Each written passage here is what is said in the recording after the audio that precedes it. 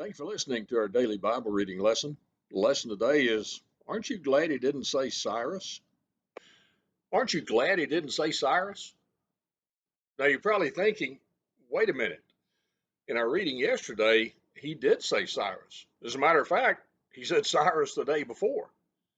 Well, you're right. In Isaiah, the 44th chapter, in verse 28, he says, he saith of Cyrus, he is my shepherd, he shall perform all my pleasure, even saying to Jerusalem, thou shalt be built, and to the temple, thy foundation shall be laid. Kind of a unfortunate chapter break. And then in verse 1 of chapter 45, thus saith the Lord to his anointed, to Cyrus, whose right hand I have holden, to subdue nations before him. I'll loose the loins of the kings, to open before him 2 leaden gates. The gates shall not be shut. He goes on and he talks about Cyrus. And, a Bible student looking and seriously studying has come to the realization that as Cyrus was mentioned by name there in chapter 4, 44, and 45, that was 150 years before he was born, 200 years before he would, as spoken of in chapter 44 and 45, release God's people to go back and to build Jerusalem. One of the amazing prophecies of God that stands forth showing the inspiration of God's word, his foreknowledge. It's a wonderful, wonderful study that helps us to understand the foreknowledge of God and have the confidence in whatever he says. Well, why then would I say, aren't you glad he didn't say Cyrus? Well, I look and I realize as our reading set forth yesterday and in the reading the day before, that God is God. And what he says will happen. And so I go to the New Testament and I read about certain things, and I'm glad that he didn't say, God so loved Cyrus.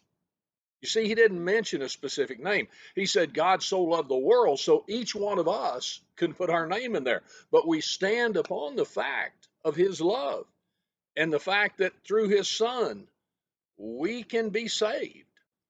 I'm thankful in John or in Matthew, the 11th chapter, whenever Jesus said, come unto me, all ye, that he didn't say, come unto me, Cyrus. He said, all ye that labor and are heavy laden. I know Jesus is divine. I know the promise is there that he will give rest, and it's for me and you. On and on you go. God has shown us in times before with Cyrus and many other things that we've studied this far that he is God and what he says will occur. And so I go to the New Testament. I know the promises that are there. I know the assurance is there. I know that I can humble myself and draw nigh to God, as James speaks of, and that I can resist the devil. The devil will flee from me. I know that I, as Peter says, can cast my cares upon him.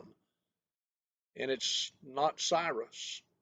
Cyrus had opportunities, but you and I are blessed with so many things, and I'm so glad it didn't say Cyrus, that it says such things as whosoever.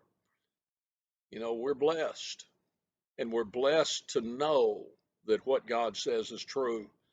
So I'm thankful it did say Cyrus. 150 something years later, he was born. 200 years later, he fulfilled the prophecy spoken of that he would allow Jerusalem to go back and be rebuilt, the temple to be rebuilt. But I'm thankful that based upon those promises, he didn't say Cyrus. He left it open for each one of us. Thank you for listening. And you have a great day. Rejoice that the promises weren't just to one, but to all of us. Thank you again for joining us in this Bible study. We remind you, if you'd like to follow along in our daily Bible reading, the link below in the description of this video will give you the PDF so you can read right along with us. If you have any other questions or if you'd like information on a Bible study, contact us with the information provided on the screen before you.